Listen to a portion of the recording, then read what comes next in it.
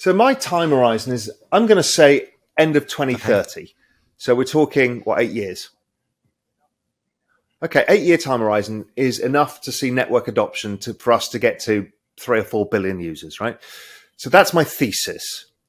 So then should we be at that? Where is the price of Bitcoin? Well, I wrote the first ever macro strategy piece about Bitcoin in 2013. My price prediction then was about $1 million. Remains the same, hasn't changed. My thesis has always been that. How it gets there, I kind of don't really care. The moment I started caring was when I made suboptimal decisions by selling it and buying it. And if I just say, and again, when I wrote that piece, I said, I think it's going to $1 million. That's what I would see fair value if I compare it to gold. I'm going to assume I'm an idiot, so I'll discount it by 90%. So therefore, it was $200. And I said, it's going to 100,000. That sounded ludicrous when I wrote that. Ludicrous. And I said, this is the best risk reward you will ever have in your entire lives. It's proven out to be the case. Yeah, it hasn't got to 100 yet, but it got to 68. We're almost there. And the next leg, it'll get to 100. And that will have proven out that my worst case, discounting myself by 90%, was still right. And let's see from there. But, so yeah, nothing's changed for me. And, and I barely own Bitcoin because I think a lot of other things will outperform.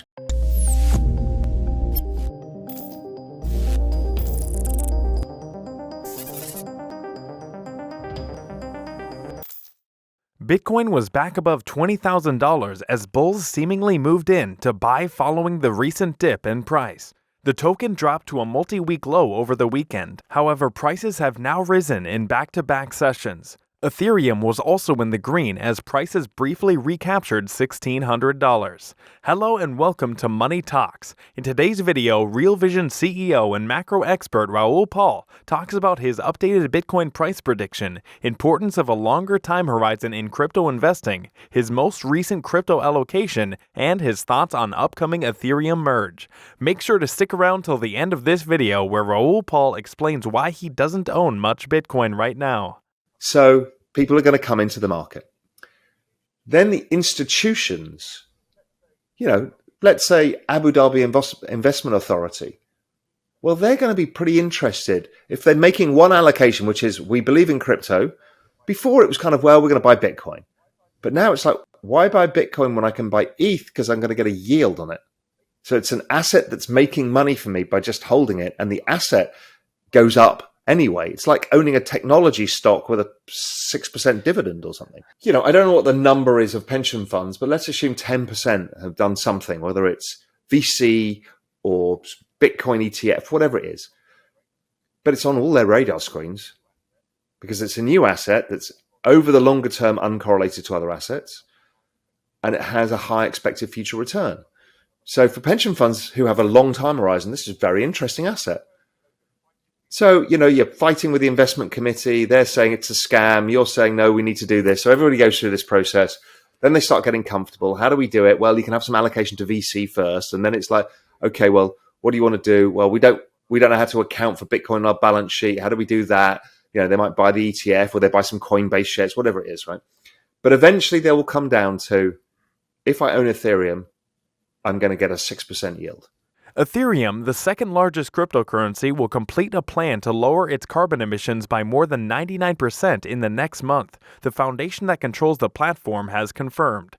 The project, called the Merge, will result in Ethereum switching the underlying technology it uses for validating crypto transactions to a new process that requires less energy to manage.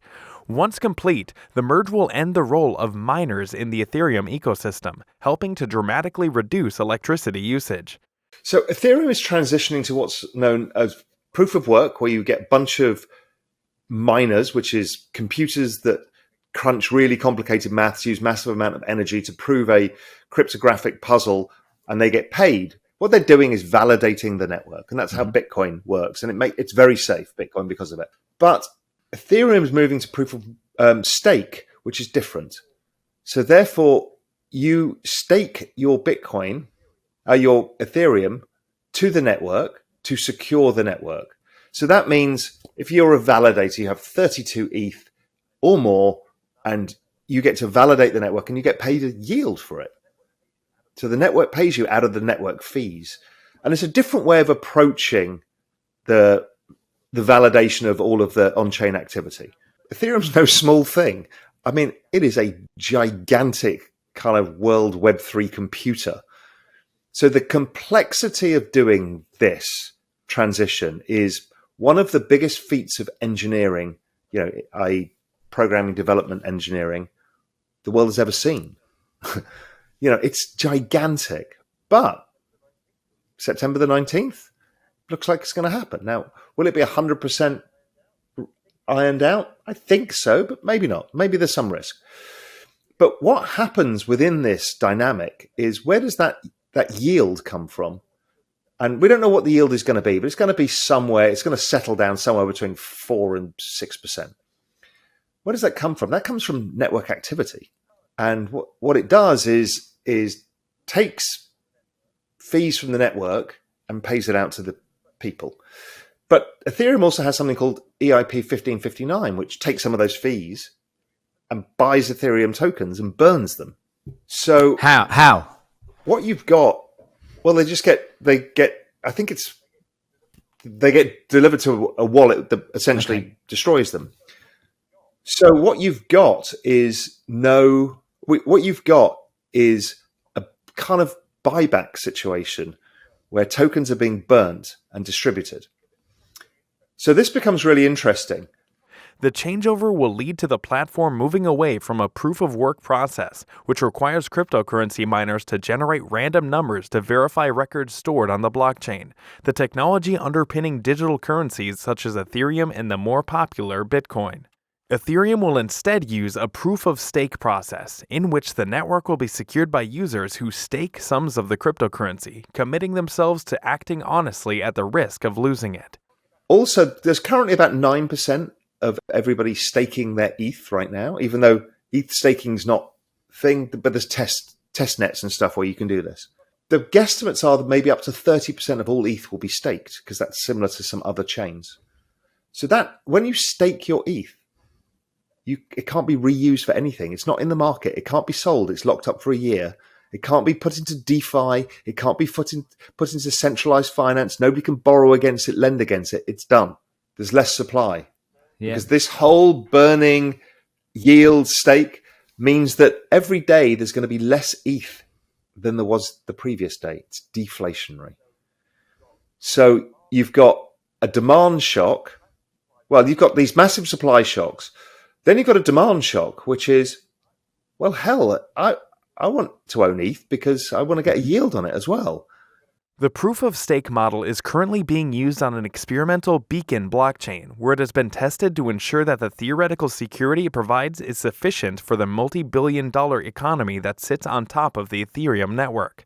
Now the experimental blockchain will take over the work of the main network. There are still potential problems ahead. The foundation said users needed to watch out for an increase in scam activity, because hackers could take advantage of the confusion around the switchover to try and trick users into giving up their passwords, their funds, or both. Well, do you understand what your deposit account at the bank means? You're staking your money to the bank. So you've got a fixed deposit, a 1-year fixed deposit, and you get a bit of extra income for it. You're staking your money to the bank, who then get to use it to lend it to other people. And because it's stable money, because it's there for a year, they will give you a higher return. It is no different. Really what? But, unlike the bank, they can't pull the rug on you, change anything, go bankrupt on you, because it's algorithmically programmed. So your risk here is Ethereum going up and down, but the yield maintains. So it's really interesting. Now, it doesn't mean that ETH can't go down 80%, because it does. It's just done it. So, people have to understand well that. Put. So, do you agree with Raoul Pal's long-term Bitcoin prediction? Tell us in the comments. Also, don't forget to like and subscribe. See you soon with the next video. Thank you so much for watching.